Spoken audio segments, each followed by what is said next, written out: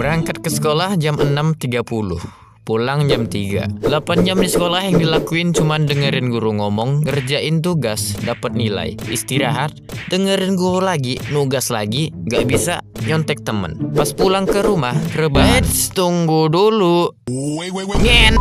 Selamat datang di channel Pitupet, dan hari ini kita akan bahas kenapa di dunia ini ada yang namanya PR alias pekerjaan rumah. Pekerjaan rumah yang gue maksud di sini itu bukan ngepel, masak ataupun nyuci piring, bukan yang itu. Yang gue maksud itu adalah PR yang dikasih sama guru lu di sekolah. Yang jadi pertanyaan gue itu adalah orang gabut mana yang bisa kepikiran, sepertinya muridku belajar 8 jam saja tidak cukup, akan ku beri dia PR agar dia belajar selama 3 jam lagi. Hell nah bro. Disclaimer dulu, gue bukan orang pinter, bukan orang yang ahli di bidang pendidikan. Tapi gini ya bapak ibu guru yang terhormat, anak murid anda itu butuh istirahat setelah berjam-jam melihat angka yang digabung sama huruf-huruf ini. Yang gue sendiri kagak tahu itu bergunanya buat kehidupan gue tuh kapan gitu.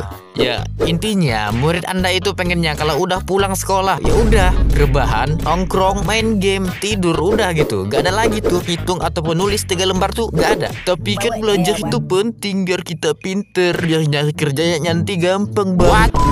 Pinter doang tuh gak ngejamin lu buat bisa dapetin pekerjaan gampang saat, karena yang penting itu adalah orang dalam. Bahkan ada penelitian yang bilang kalau waktu belajar yang optimal itu 2 jam per hari buat siswa SD dan SMP, dan 3-4 jam per hari buat siswa SMA dan mahasiswa. Anjir, itu 3-4 jam sehari itu sekolah mana woi? Info kan lokasi.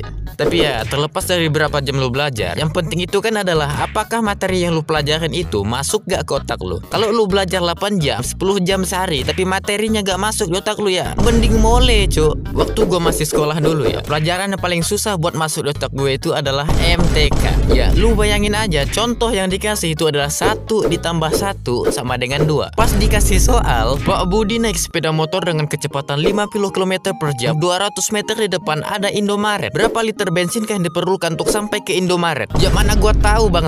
Gue bukan bilang kalau belajar itu gak penting ya. Belajar itu penting guys. Jadi buat kalian yang masih sekolah, terusin sekolahnya. Kalau kalian pinter, suatu saat di masa depan kalian pasti bakal jadi sesuatu. Alien contohnya. Jadi kesimpulannya adalah bukan seberapa lama waktu belajarnya, tapi seberapa banyak pelajaran yang bisa lu pahamin. Menurut gua ya, kalau anak-anak dipaksa belajar 8 jam sampai 10 jam sehari, yang ada itu tuh bikin mereka jadi males buat belajar dan ya benci aja gitu belajar. Kecuali kalau tuh anak bener-bener gak apa-apa dah, paksa aja dia belajar 10 jam kayak biar gak